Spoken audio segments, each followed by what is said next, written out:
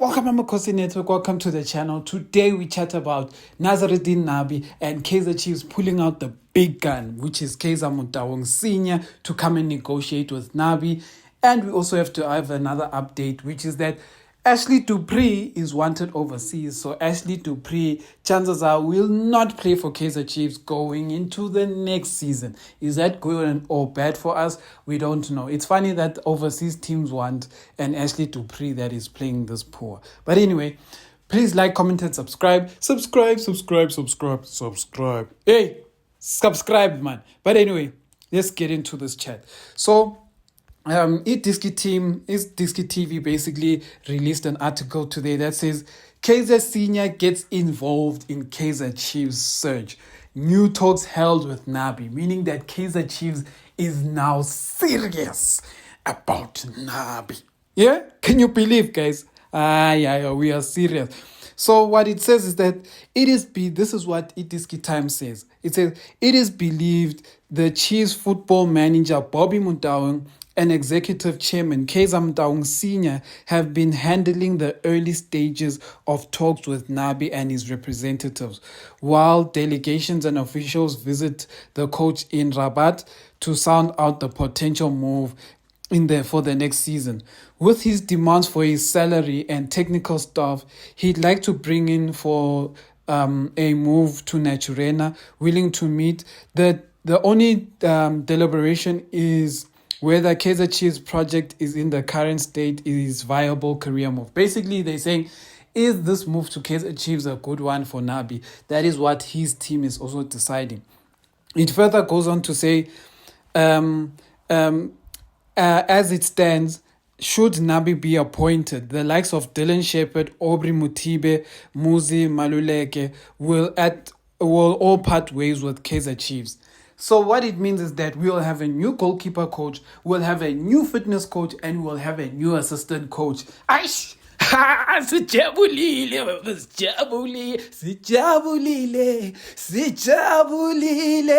Hey, esikhathele lesikantshontsho la sizositshengisa isidiva sakhe, mara he's doing nothing.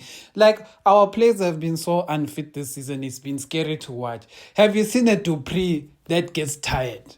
Like, a Dupree that gets tired is unbelievable. It's unbelievable, Baba. It's like a lion that doesn't eat meat. So that is what we had with Umuzi Malulek. I feel like a lot of our problems, I feel like Zwane, let's be honest, guys. Last season, Zwane was failed by, number one, that fitness coach. Umuzi Malulek is Kanzonzo. Number one, he failed him. Number two, it's having Dylan Shepherd as his assistant coach. That also failed him. Number three, it's having Mutibe as the goalkeeper coach. That's number three. Number four, it's having bad signings. Number four. You know what that means? That means that if all of those positions and all of those things were done right by Kaizer Chiefs management, do you think that Arthur Zwane would still be our coach today? Do you think that Chiefs would actually have a cup today?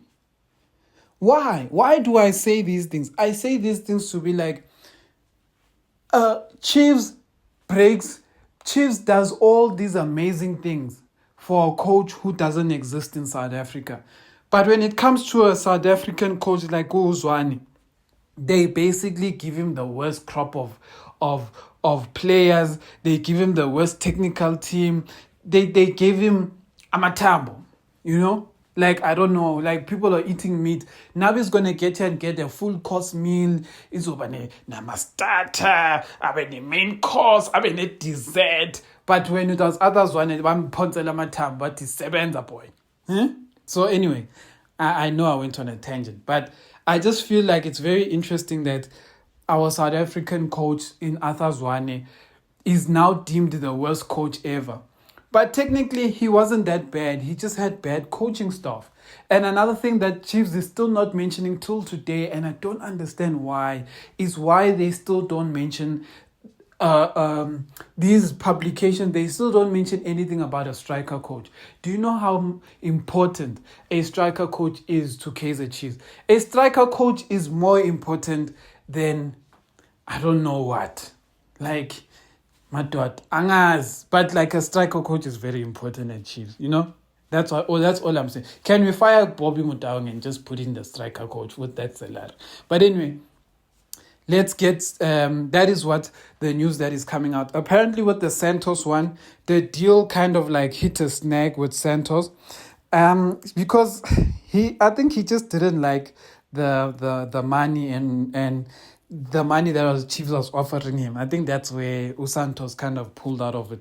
But it seems like with Nabi, the money isn't so bad. Like, especially now that he can also bring his team. Seems like the money is good. Now it's just about them figuring out how many years. Is it going to be 3 years? Because the difficulty is if you sign Nabi on 3 years, if he starts coming here and bettering and playing umaspalala or udot basically nonsense. That's what I want to say. If he comes here and he starts playing nonsense, then you'll have to pay him out for 3 years. Then you'll have to pay out the goalkeeper coach. Then you'll have to pay the assistant out. Then you have to pay all of them out if they don't choose to resign. So that's why it's important that now when they go to negotiate, they put clauses in that contract where they say, if you do well, you get bonuses. But if you do bad, we won't pay you out your full 3 years.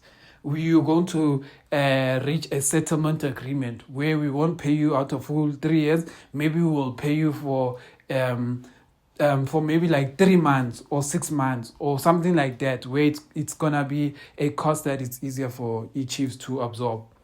But anyway, Disky Times also mentioned that Ashley Dupree is leaving Kaizer Chiefs. Well, they didn't say leaving. They said there's an interest for Dupree in Europe. And I know a lot of you are going to be crying because Ashley Dupree shows some potential. And I am also crying. But at this point, I don't even know what we're crying for. My only problem if Ashley Dupree leaves Kaizer Chiefs is who will replace him? Because the thing about Kaizer Chiefs is that when we sell a player, we never replace that player with someone better than that player.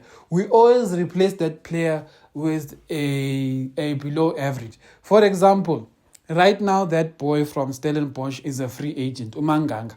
So Umanganga is a free agent.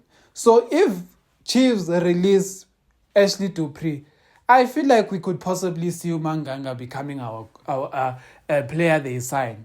It's very possible. And I don't see what the value of us signing someone who is not even wanted by a team that finished number 3 in the log and that won a cup. Why would we sign someone like that?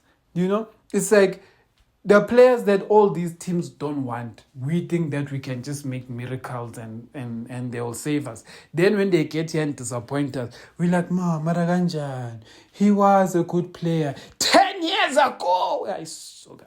But anyway, that is all I have for today. Amakhosi for life. Subscribe.